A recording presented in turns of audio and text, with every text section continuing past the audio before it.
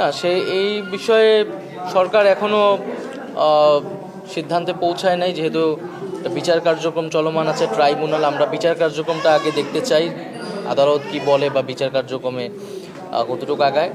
আর রাজনৈতিক দলগুলোর সাথে আলোচনার বিষয় আছে, কারণ এটি একই সাথে এটি কেবল আইনগত সিদ্ধান্ত না, একটা রাজনৈতিক সিদ্ধান্ত।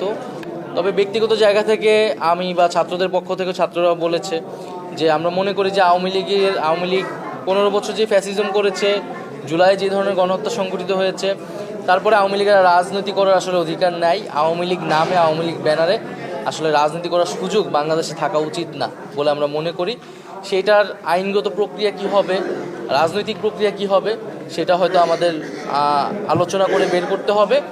আবার পাশাপাশি এটাও আমরা বলেছি যে আমরা কিন্তু কোনো প্রতিহিংসা হয়ে আমরা রাজনৈতিক প্রতিহিংসা শুরু করতে চাই না। আমরা রিকনসিলিয়েশনও চাই, আমরা জাস্টিসও চাই।